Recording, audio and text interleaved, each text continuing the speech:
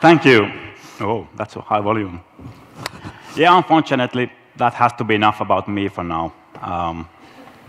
So I actually shortened the title to just making data matter. I added even a biggest point. The font allows me 96 size to really drive it. Data is not something you can just take and think that knowledge gives you power and more sales. It's a bit more complicated than that. Data has to be, even if your goal is to enhance the UI, well, that's one goal. Adding sales is the real goal, making it a better user experience. The data has to be there already before you start planning. Knowledge has to be there already when you make the business decisions. The knowledge has to be certainly there when you're measuring if you actually succeeded or not. So yeah, it's not that simple. That's why I have a huge period there to make my point. It's just making data matter everywhere and all the time. And it is a bit complicated. It shouldn't be easy.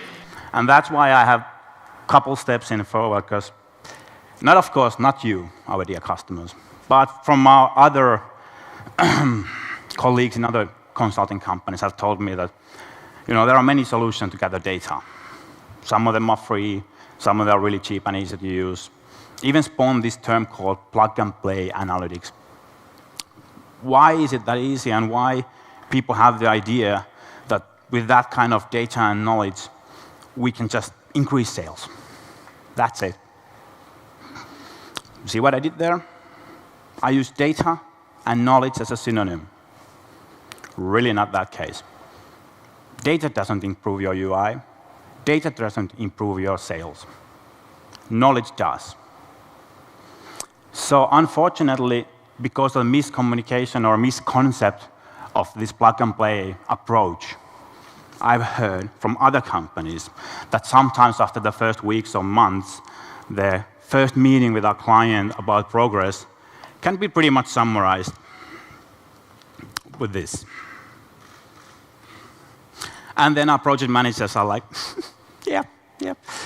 No, it's not easy, and it's not supposed to be easy. We have smart guys like Stan and others who really do this work, hard work. So there's no such thing as free data. When you start gathering data, even if placing Frosmo tag on your site is simple and easy and super fast like Cheetah, or free, some never heard tool, black box solution, it can feel easy. It can seem cheap. It's always an investment. You acquire something, you invest in it. If you don't invest money at the first stage, you invest time. Somebody has to go through the data. Somebody has to turn it into knowledge. And when you buy something, you want to buy good quality of it, or maybe to serve a purpose. In data, from my point of view, and now Mr. Stan would strongly disagree, the quality of data is made by the relevancy of it. I think the business point of view. He would think about the data itself. Is it good quality? Is it coherent data? No. Can I make the better UX? Can I have a knowledge for increase my sales? That's the quality of data from my point of view. And for business owners, that's the approach.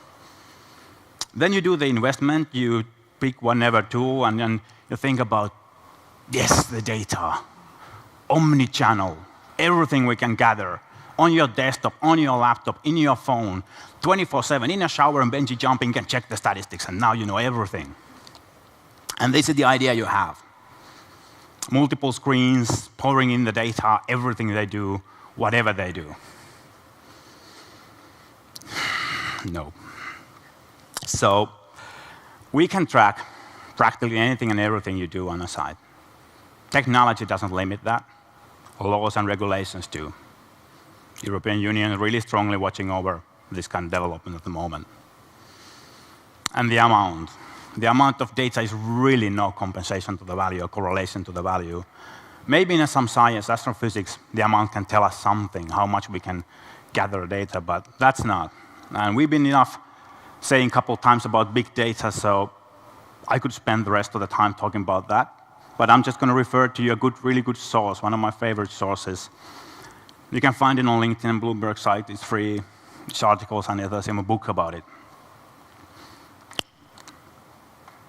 So it's more about what are we using it for.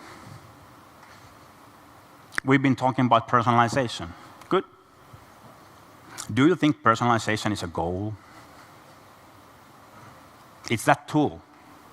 Like Mr. Kosa said, 90% is how you utilize that tool. It's cool, it's nice, it makes you feel welcome, but it's a tool. To be customer-centric, you keep hearing it all the time in different podiums, and guys like me are saying, be customer-centric. In travel and airline industry, they always talk about touch points. They're touching everything all the time. So engage them from the first touch point onwards. What does all this mean? They do this, of course, to increase sales. Yeah, I keep hearing that all the time. They do it to improve the customer experience. In online environment, user experience. As a modest person, I use and often compare myself into some less known or a little bit more known people. So I'm asking what's common between me, Sir Richard Branson, Steve Jobs. Besides, we all like coffee. We all repeatedly quote the CEO of Starbucks, Mr. Schultz, who was coined saying that coffee is what we sell, but it's not the business we're in. Obviously talking about user experience. They are selling the experience. Anyone can make a cup of coffee, whether it's good or crap, matter of taste for some. Where does good customer experience come from? And why should you care? Virgin Airlines, Apple, all have the same goal. User experience brings your customers back. They make them buy more. It makes better sales. It makes better business in general. And actually, about this picture, the background image is not a Photoshop. It's a screenshot. Steve Jobs is talking about, because he enjoys so much, and he thinks it's such a success story. He was talking about Starbucks using an example in an event hosted by Microsoft. If that doesn't sound weird, what else does? But it's still, user experience goes on through all business verticals. How do we achieve that? Well, we can use data. We can do shortcuts. We can do generalizations. This is a source from Mailchimp's campaign study when they have over 10 billion actions per month.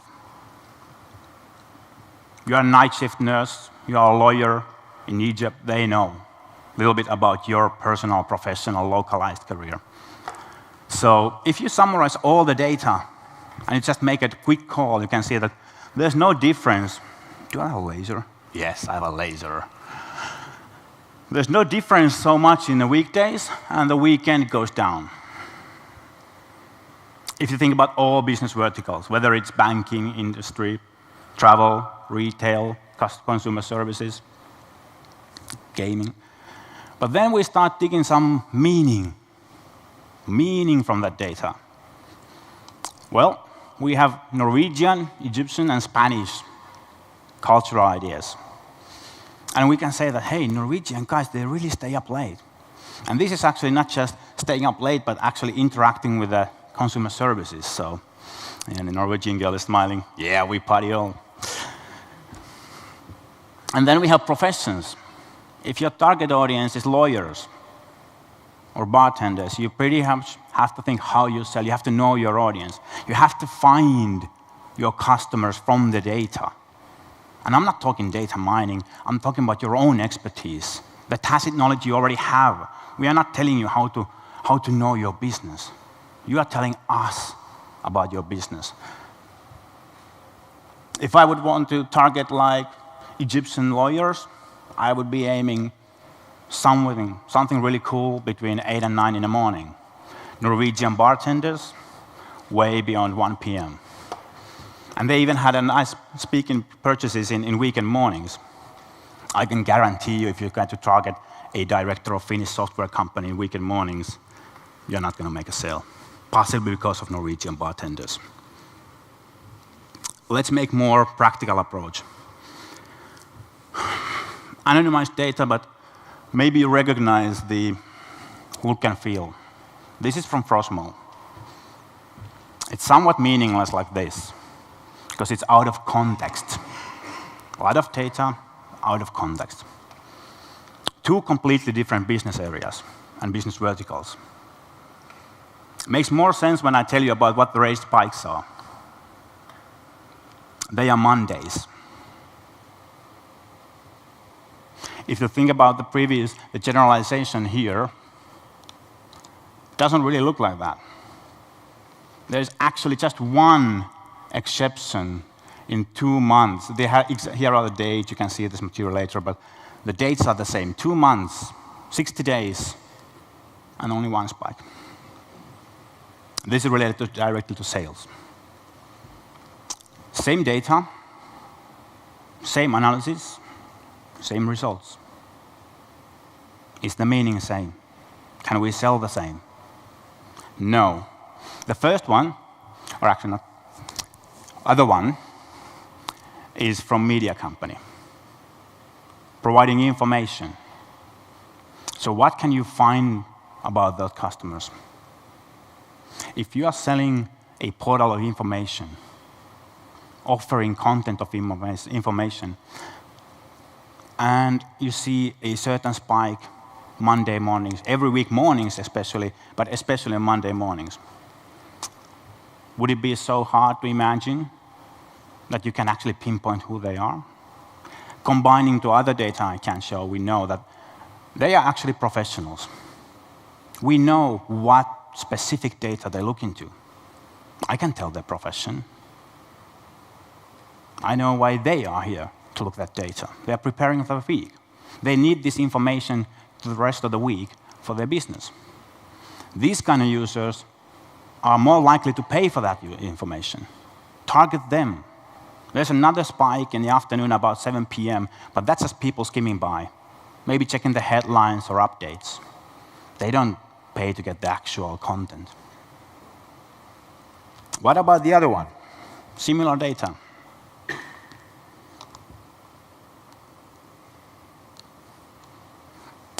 It's travel business. Completely different case. No professionals, and hopefully explained with one picture. Well, actually two. This is how it is in my home, right? On weekend, we lounge on the couch and we browse the destinations. And I'm not sure how many of you paid attention when Mr. Kosa was starting talking about personalization and how the customer starts this journey. He used the dreaming phase, not the planning, but dreaming. Well, this is it. But that's not when they actually make the pay. They don't run around from that situation, and they really don't stay put, those kids, and they keep running around, and you don't do the purchase that moment. Next morning, you come to the office, Monday morning, you have your coffee, you check your Facebook, and you have your laptop open. That's safe environment, and that's where you make the purchase. This is how it used to be. From certain statistics, we can still see, as I showed, it's still true in some cases. A few years back, when I was still fully on travel business, I saw a survey, the why. It was a survey done asking people, really, what's this for? Most common answer was printer. It's a printer in the office. They want to make the pay, print the receipt, print the hotel vouchers, print the flight information, all that. Now, there's a change coming. Sundays are claiming the rightful place in sales days. Sunday is actually already better than most of the latter part of the week. Sunday is better than Wednesday, Thursday, and Friday. Knocking on the gates of Monday and Tuesday. Maybe it's because, as we heard previously, it's the digitally native people starting to use it more. Or maybe it's because these QR codes in cell phones, electric tickets don't need you to print anything. I don't think really that many of you printed flight tickets here. Completely different stories, completely different strategies if you want to talk to these customers. But the data was same, the statistics was same, and in the end, you could imagine the result might be the same. Not quite. Data can be really expensive and misleading before it comes to knowledge. We all love conversion rate. You heard it today multiple times. Even cooler terms like exit rates or bounce rates. Now, don't get uncomfortable, because I know we are consulting you a lot about conversion and conversion rate, and I'm not going to be really that nice for conversion rate right now. Not going to the actual definition of conversion rate, but we have seen that conversion rate can increase if you do something wrong or nothing at all, and it can decrease if you do everything right. Conversion rate is just the amount of sales compared to traffic. Well, what if you just do a huge marketing campaign of a product you don't have? Or it's sold out, and it still goes on in TV. Huge increase in traffic, sales is the same, conversion rate drops. Or maybe you do everything right, you made your goal, you want to sell more, but chief marketing officers are watching about conversion rate, how well they engage with the customer, how well they pitch. Whereas the CFO, CEO, or the sales director is watching revenue. What happens to the revenue? I don't care about the percentage, I want the revenue. So can you imagine a situation when these two people conflict? If the other one is trying to optimize the conversion rate alone, the other one is thinking about revenue. Really common case, especially in retail. Think about it. If conversion is that somebody buys something, even in Google Analytics and Frosmo, if you buy one thing, 10 teenagers in a shop all buying one chocolate bar, even if it's awesome finished chocolate bar, that's 10 conversions. One mom with a family buying half of the week's food in a shopping cart, lots of stuff, that's one conversion. Still way more valuable than those 10 teenagers with a chocolate bar. So the value of the shopping cart. Average order value. You do everything right. Oh, you can't see that properly. This is the curve. This is the situation where conversion rate goes down, revenue goes up. CFO happy, CMO sad. Solution? We did everything right. We made the shopping funnel better. Buying clothes, we added some socks in there. Yes, average price goes up. Average value of the shopping cart goes up. You should have that champagne. Celebrate. Not mood about dropping a little bit in the conversion rate. It's just part of the truth. It's about how many viewpoints you have for this.